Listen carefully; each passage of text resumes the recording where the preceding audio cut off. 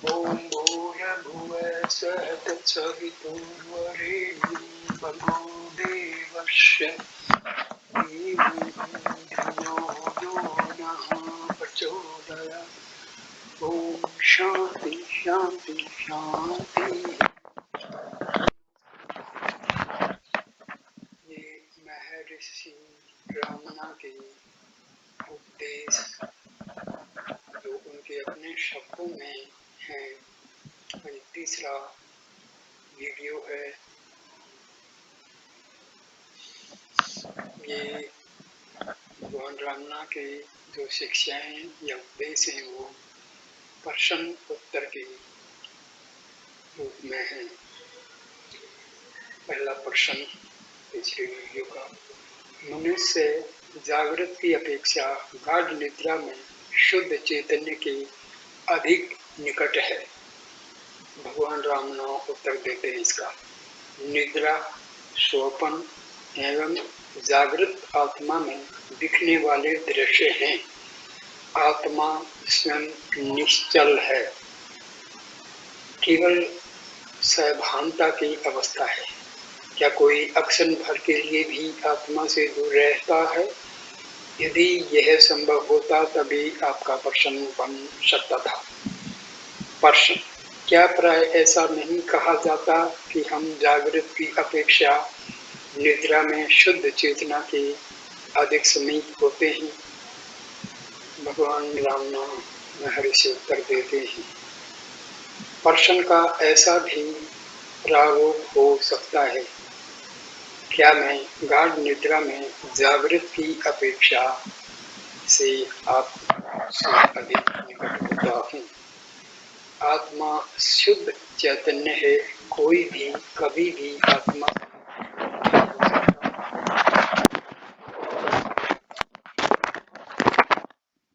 लेकिन शुद्ध चैतन्य की अवस्था में द्वैत नहीं है। एक ही व्यक्ति सोता, स्वप्न देखता और जागता है। जागृत अवस्था सुंदर रसप्रद पदार्थों से युक्त मानी जाती है। इस प्रकार के अनुभव के अभाव के कारण मनुष्य कहता है कि निद्रा नीरस है। आगे बढ़ने से पहले हमें एक बात स्पष्ट कर लेनी चाहिए। क्या आप स्वीकार नहीं करते कि आप निद्रा के दौरान होते हैं? प्रश्न, हाँ, मैं स्वीकार करता हूँ। भगवान रामना उत्तर देते हैं, आप वही व्यक्ति हैं जो अब जगते हैं। क्या यह सच नहीं है? प्रश्न, हाँ, यह सच है। उत्तर, तो जागृत तथा निद्रा में अविच्छेद सातत्य है। अविच्छिन्न रहने वाला क्या है? वह सत्ता है। वह अचल सत्ता है। इन दो अवस्थाओं में भेद है। वे भेद क्या है? शरीर, जगत तथा पदार्थ होने की घटना जागृत में होती है, निद्रा में ये अदृश्य हो जाते। प्रश्न, लेकिन निद्रा में मैं सभान नहीं होता। महर्षि उत्तर देते हैं, सच है, तब शरीर और जगत का भान नहीं होता, किंतु आपका अस्तित्व अवश्य होना चाहिए, जिससे अब ये कह सकें कि मुझे भान नहीं था। कौन अब ऐसा कहता है? जागृत का व्यक्ति है, सोने वाला ऐसा नहीं कहता। इसका अर्थ यह हुआ कि वह व्यक्ति अपने आत्मा को अब शरीर से अभिन्न मानता है। यह कहता है कि इस प्रकार की सभानता निद्रा में नहीं थी। लेकिन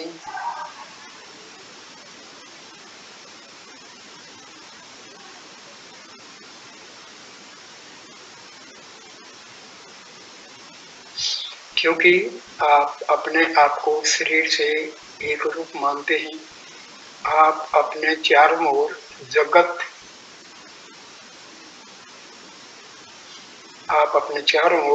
जगत होते हैं और कहते हैं कि जागृत अवस्था सुंदर रसप्रद वस्तुओं से भरी हुई है। निद्रा नीरस लगती है क्योंकि उसमें आप एक व्यक्ति के रूप में नहीं थे, इसलिए ये चीजें भी नहीं थी। लेकिन हकीकत क्या है? सत्ता तीनों अवस्थाओं में अविच्छिन्न रूप से मौजूद थी है। व्यक्ति एवं चीजें अविच्छिन्न नहीं रहती। प्रश्न हाँ। उत्तर, जो अविच्छिन्न है वह शाश्वत है, जो अविच्छिन्न है वह अनित्य है। प्रश्न हाँ। महर्षि उत्तर देते, इसलिए सत्ता की अवस्था नित्य है और शरीर तथा जगत नित्य नहीं है। वे सनातन निश्चल सत्ता जमा चेतना के पर्दे पर आते जाते रहने वाले अनित्य दृश्य हैं। प्रश्न, सापेक्ष दृष्टि से निद्रा जागृत की अपेक्षा शुद्ध चैतन्य के अधिक समीप नहीं है? महर्षि उत्तर देते हैं, हाँ, इस अर्थ में कि नींद से जागृत में आने की संधि काल में अहम विचार शुरू होता है। मन अपना कार्य प्रारंभ करता है, विचार प्रकट होते हैं और शारीरिक चेष्टाएं होने लगती हैं। इन सब के कारण हम ये कहते हैं कि हम जग गए हैं। निद्रा का लक्षण यह है कि यह सारी उपक्रांति उसमें नहीं है, इसलिए वह जागृत की अपेक्षा शुद्ध चेतना के अधिक समीप है। लेकिन इस कारण से साधक को हमेशा नींद में रहने की इच्छा नहीं करनी चाहिए।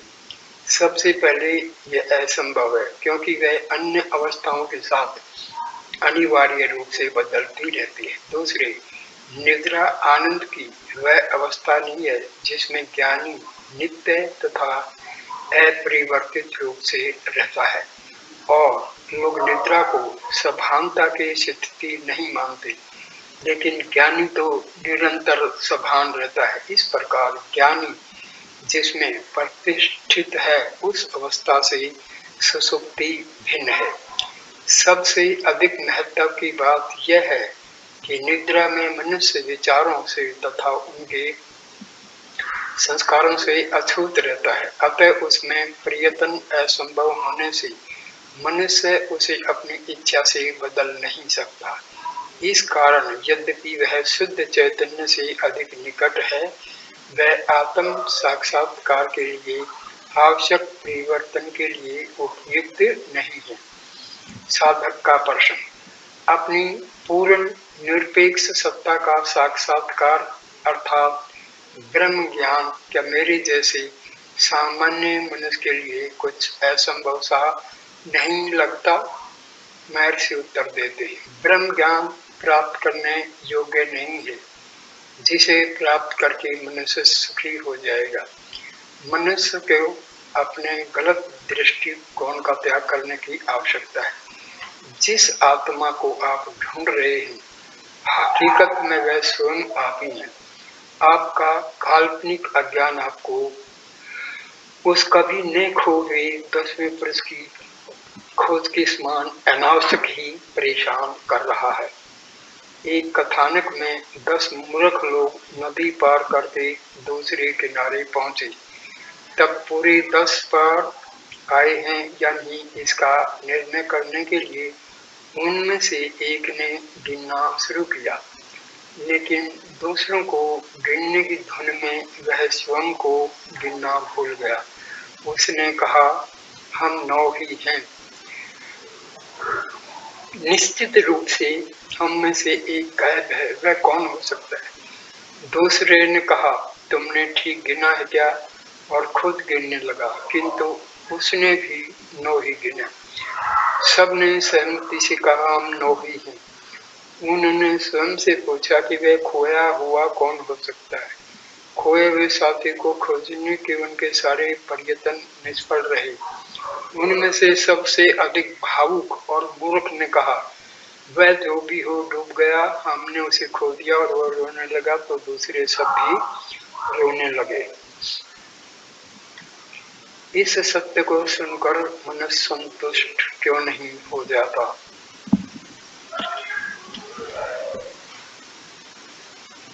प्रश्न, इस सत्य को सुनकर मन से संतुष्ट क्यों नहीं हो जाता? उत्तर, क्योंकि संस्कारों का नाश नहीं किया गया है। जब तक संस्कारों का नाश नहीं हुआ, संदेह और गलत धारणाएं बनी रहेंगी।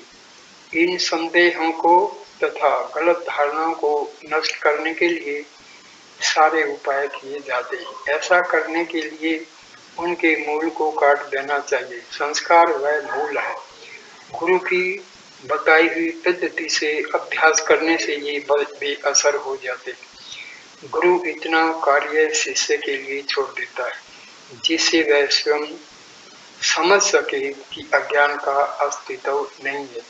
सत्य का श्रवण प्रथम भूमिका है। इससे यदि दृढ़ ज्ञान नहीं होता तो मनन तथा निरंतर निधिध्यासन आवश्यक होता है। इन दोनों से संस्कार बीज जल जाते हैं, तब वे असर होकर फिर अंकुरित नहीं होते।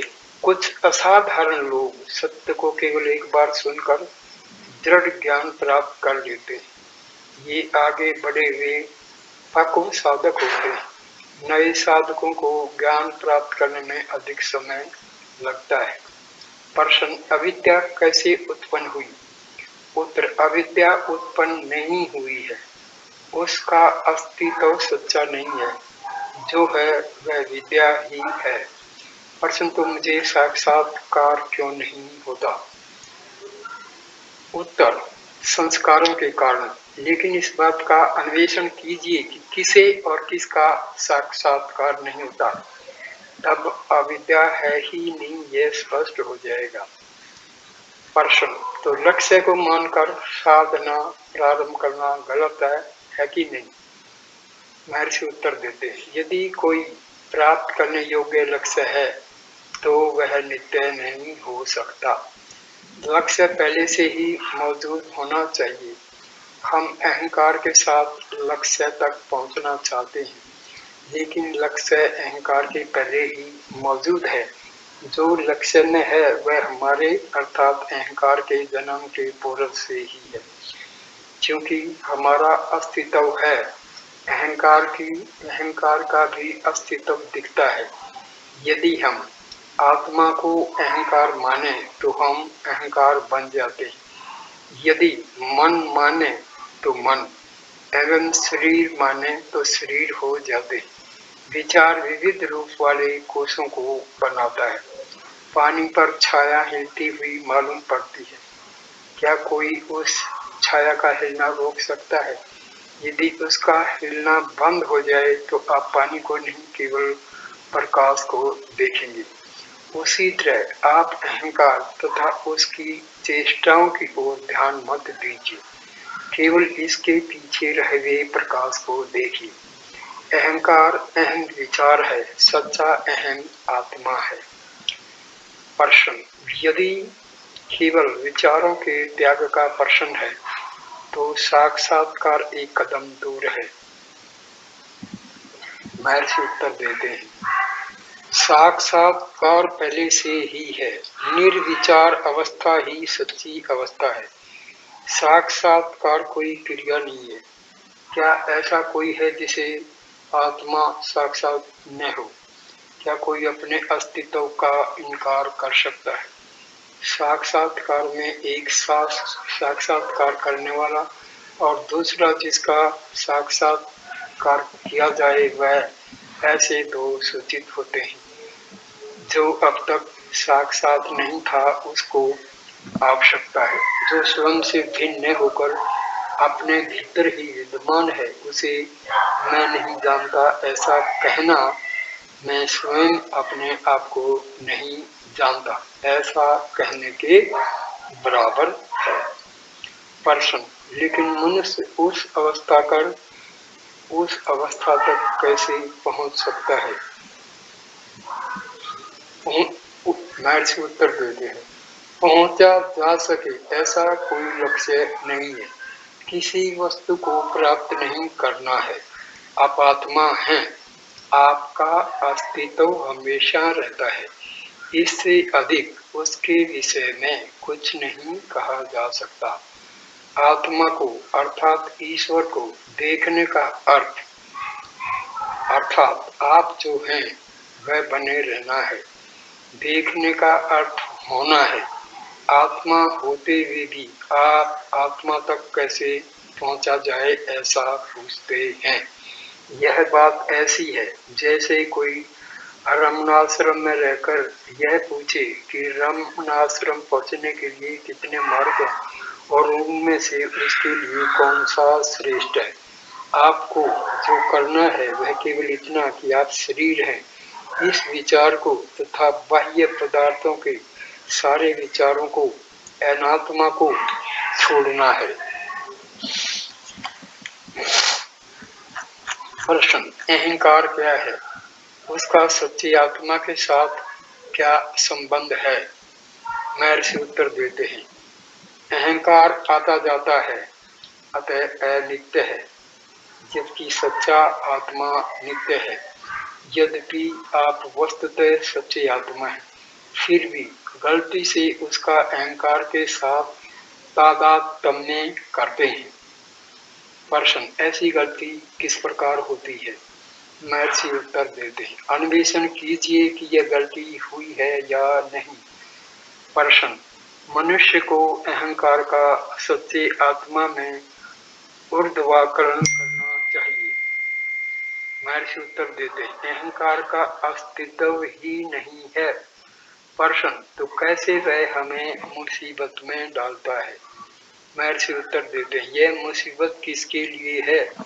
मुसीबत भी काल्पनिक है। मुसीबतें एवं मुझे केवल अहंकार के लिए है। प्रश्न, जगत इस तरह अज्ञान से क्यों घिरा हुआ है? उत्तर, अपनी चिंता कीजिए, जगत को अपनी स्वीकार करने दीजिए, अपने आत्मा को देखिए। यदि आप शरीर हैं तो स्थूल जगत भी है, यदि आप आत्मा हैं तो सब कुछ ब्रह्म है। प्रश्न, यह सत्य व्यक्ति के विषय में तो ठीक है, किंतु सारे जगत का क्या होगा?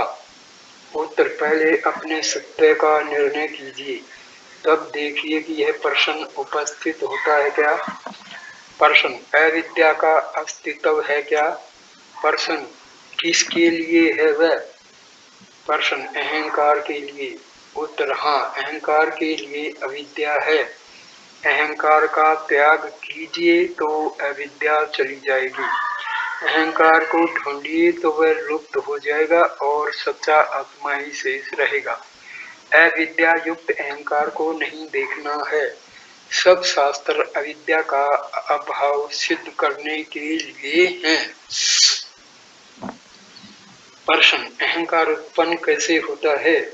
उत्तर, अहंकार नहीं है, अन्यथा आप क्या दो आत्माओं को स्वीकार करते हैं? अहंकार के अभाव में अविद्या कैसे हो सकती है? आप गवेषणा शुरू करेंगे तो अविद्या जो पहले से ही नहीं है नहीं मिलेगी और आप कहेंगे कि वह लुप्त हो गई। अज्ञान अहंकार के साथ जुड़ा हुआ है। आप अहंकार के विषय में क्यों सोचते हैं और परेशान होते हैं? अज्ञान है क्या? वह वो है जिसका अस्तित्व नहीं है। जो सांसारिक व्यवहार के लिए अविद्या की मान्यता जरूरी है, अविद्या हमारे अज्ञान से अधिक कुछ नहीं है। आत्मा की भी स्मृति अज्ञान है। सूर्य के समक्ष अंधकार ठहर सकता है क्या? ऐसे ही स्वयंभू स्वयं प्रकाश आत्मा के समक्ष अज्ञान ठहर सकता है क्या? यदि आप आत्मा को जाने तो अंधकार नहीं रहेगा, नहीं अज्ञान तथा दुख रहेंगे। यह तो मन है जिसे उपद्रव तथा दुख का अनुभव होता है। अंधकार न आता है न जाता है। सूर्य को देखिए और अंधकार है ही नहीं। इसी तरह आत्मा को देखिए तो अविद्या नहीं है ऐसा ज्ञान होगा। प्रश्न, असत्य कैसे उत्पन्न हुआ? क्या सत्य से असत्य उत्पन्न हो सकता है? उत्तर, अन्वेषण कीजिए कि वह उत्पन्न हुआ है क्या। दूसरे दृष्टि बिंदु से असत्य जैसी कोई चीज नहीं है, केवल आत्मा का ही अस्तित्व है। जब आप जगत तथा अन्य सब पदार्थों को देखने वाले अहंकार का मूल ढूंढेंगे तो आपको पता चलेगा कि अहंकार है ही नहीं, नहीं आपको दिखने वाली सृष्टि है। प्रश्न, आत्म ज्ञान को इतना मुश्किल बनाना ईश्वर लीला की निर्दयता है? उत्तर, आत्मा को जानने का अर्थ आत्मा होना है, होना ही सत्ता है, स्वयं का होना सत्ता है। कोई भी अपनी न दिखने वाली आंखों के अस्तित्व की तरह न दिखने वाली आत्मा का इनकार नहीं करता है। जैसे आप अपनी आंखों को दर्पण में वस्तु की तरह देखते हैं, इसी प्रकार आप अपने आत्मा को वस्तु की तरह देखना चाहते हैं। यही मुसीबत है। आप वस्तु सत्ता से इतने घुल मिल गए हैं कि आपने अपने सच्चे स्वरूप का ज्ञान गंवा दिया है, केवल इस कारण कि आत्मा कोई वस्तु की तरह देखा नहीं जा सकता। आत्मा को कौन जानेगा? क्या अचेतन शरीर उसे जानेगा? आप हमेशा अपने मैं के बारे में बोलते एवं सोचते हैं, लेकिन पूछे जाने पर उसका इनकार करते हैं। आप आत्मा हैं, फिर भी पूछते हैं कि उसे कैसे जाना जाए। इसमें ईश्वर की लीला और उसकी निर्दयता कहाँ है? क्योंकि लोग आत्मा का इनकार करते हैं, शास्त्र माया लीला इत्यादि बात करते हैं। प्रश्न, क्या मेरा साक्षात्कार दूसरों की सहायता कर सकता है? उत्तर, महर्षि कहते हैं, हाँ, निश्चित रूप से हर संभव सहायताओं में यह श्रेष्ठ है, लेकिन जिनकी सहायता की जाए ऐसे दूसरे नहीं हैं, क्योंकि सुनार जैसे सारे ज्ञानों में केवल सोना ही देखता है, ऐसे ज्ञानी सब में केवल आत्मा ही देखता है। आप जब अपने आप को शरीर के साथ एक रूप मानते हैं, केवल तभी आकार एवं रूप दिखते हैं, लेकिन जब आप अपने शरीर से परे होते हैं तो आपकी शारीरिक चेतना के साथ दूसरे भी अदृश्य हो जाते हैं। प्रश्न, क्या पेड़ वनस्पति इत्यादि के बारे में यह सत्य है? उत्तर दे रहे हैं महर्षि, क्या वे कभी भी आत्मा से अलग अस्तित्व रखते हैं? इसकी गवेषणा कीजिए। गवेषणा का मतलब होता है खोजिए इसको। आप सोचते हैं कि आप उन्हें देखते हैं, विचार आत्मा से प्रकट होते हैं। ढूंढ निकालिए कि ये विचार कहाँ से प्रकट होते हैं, तब विचार शांत हो जाएंगे और केवल आत्मा शेष रहेगा। प्रश्न, मैं यह बात बौद्धिक स्तर पर समझता हूँ, लेकिन वे अब भी दिखते हैं। महर्षि जवाब देते हैं, हाँ, यह चलचित्र जैसा है। पर्दे पर प्रकाश डाला जाता है और उस पर दिखने वाली गतिशील छायाएं प्रेक्षक वर्ग में ऐसा प्रभाव उत्पन्न करती हैं जैसे कोई कथा दिखाई जा रही हो। यदि उस कथा में दर्शकों को भी कथा के भाग के रूप में पर्दे पर दिखाया जाए तो दृष्टा और दृश्य दोनों पर्दे पर दिखेंगे। इसको आप पर घटाइए। आप पर्दा हैं। आत्मा ने अहंकार उत्पन्न किया है और अहंकार अपने ऊपर चित्त के विचारों के भार से लदा हुआ है, जो जगत वृक्ष वनस्पति इत्यादि के रूप में दिख रहे हैं, जिसके बारे में आप पूछ रहे हैं। वस्तुतः यह सब आत्मा के अलावा कुछ नहीं है। यदि आप आत्मा को देखें तो वही सर्वदा सर्वत्र सर्वरूप दिखाई देगा। आत्मा से अलग कुछ नहीं है। प्रश्न, हाँ, अब भी मैं केवल सैद्धांतिक स्तर पर समझ रहा हूँ, फिर भी आपके उत्तर सादे सुंदर श्रद्धेय हैं। उत्तर, मैं नहीं समझ पा रहा हूँ, यह विचार भी एक विघ्न है। वस्तुतः केवल आत्मा ही है। हमारा सच्चा स्वभाव मुक्ति है, लेकिन हम कल्पना करते हैं कि हम बद्ध हैं और मुक्त होने के लिए विविध शर्मसाध्य साधनाएं करते हैं, जबकि हर समय हम मुक्त ही होते हैं। यह बात तब समझ में आएगी जब हम उस भूमिका पर होंगे। तब हमें आश्चर्य होगा कि जो हम सर्वदा थे और हैं, उसे प्राप्त करने के लिए हमने कठोर परिश्रम किया। उदाहरण से बात स्पष्ट होगी। एक साधक इस खंड में सो जाता है। सोपन में वह विश्व यात्रा पर निकलता है और पर्वत, घाटी, जंगल, विविध देश, रण, समुद्र वाले पृथ्वी के कई खंडों को पार करता हुआ कई वर्षों तक कठिन यात्रा करने के पश्चात थका हारा इस देश में वापस आता है। तिरुवन्नमलाई में पहुंचता है, आश्रम में प्रवेश करता है और इस खंड में आता है। उसी क्षण वह जग जाता है और देखता है कि वह अपनी जगह से 1 इंच भी दूर गया नहीं, बल्कि हमेशा खंड में ही था। ठीक इसी प्रकार का जन्म मरण रूप संसार का अनुभव है। यह पूछने पर कि हम स्वतंत्र होते हुए भी बद्ध होने की कल्पना क्यों करते हैं, मेरा उत्तर यह है कि इस खंड में रहकर भी आपने कई पर्वत, घाटी, रण, समुद्र वाले अनेक खंडों की यात्रा की कल्पना क्यों की। यह सब मन अर्थात माया है।